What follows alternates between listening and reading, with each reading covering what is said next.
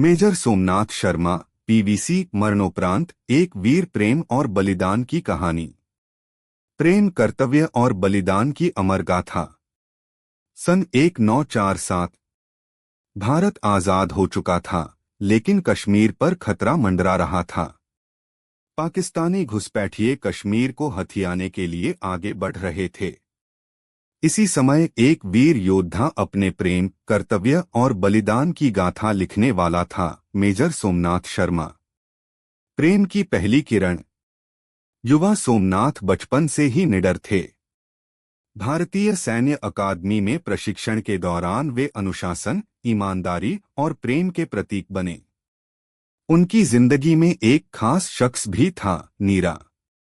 नीरा एक साधारण लेकिन बहादुर लड़की थी, जो सोमनाथ की प्रेरणा थी। उनके प्रेम में गहराई थी, लेकिन देश सेवा का प्रण उनसे बढ़कर था। नीरा कहती थी, सोम, मैं तुम्हारे बिना नहीं रह सकती। और सोमनाथ मुस्कुराकर जवाब देते, नीरा, जब तक भारत की सरहदें सुरक्षित नहीं, तब तक मैं तुम्हारा नहीं, सिर्फ देश का हूं। कर्तव्य का आह्वान। 27 अक्टूबर 1947 पाकिस्तानी सेना ने कबायलियों के साथ मिलकर कश्मीर पर हमला बोल दिया। भारतीय सेना को तुरंत श्रीनगर एयरपोर्ट और बडगाम की सुरक्षा का आदेश मिला। मेजर सोमनाथ शर्मा की 4 कुमाऊं रेजिमेंट को मोर्चे पर भेजा गया। लेकिन एक समस्या थी, सोमनाथ का हाथ पहले ही घायल था।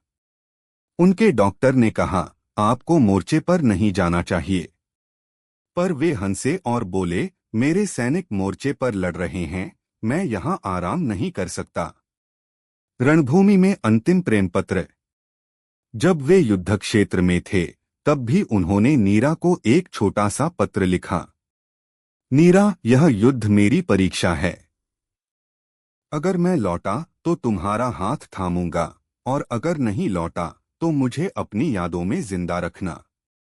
बलिदान की अमर गाथा। 3 नवंबर 1947 बडगाम। दुश्मन की संख्या बहुत अधिक थी, 700 से ज्यादा दुश्मन और केवल 90 भारतीय सैनिक। मेजर सोमनाथ ने अपने जवानों को प्रोत्साहित किया, हम पीछे नहीं हटेंगे। जब तक मेरे शरीर में एक भी बूंद खून है, हम लड़ेंगे। गोलीबारी तेज हो गई। उनके सैनिक एक-एक कर गिर रहे थे। लेकिन सोमनाथ अपनी घायल बाजू के बावजूद गोलियां भर भर कर अपने सैनिकों को देते रहे। जब दुश्मन चारों ओर से घेरने लगे, तो वे खुद मशीन गन उठाकर आगे बढ़े और दुश्मनों को मार गिराया।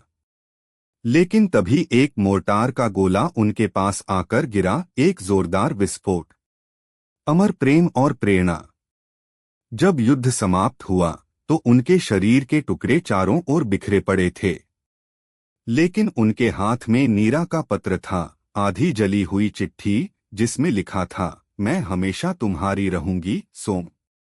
देश ने अपना वीर बेटा खो दिया, लेकिन उनकी शहादत ने कश्मीर को बचा लिया। भारत सरकार ने उन्हें पहला परमवीर चक्र, मरणोपरांत देकर सम्मानित किया। आज भी उनकी कहानी प्रेम, कर्तव्य और बलिदान की मिसाल है। जब भी हम उनकी मूर्ति के पास जाते हैं, ऐसा लगता है जैसे वे कह रहे हों, मुझे अपने प्यार की परवाह नहीं, जब तक मेरा देश सुरक्षित है।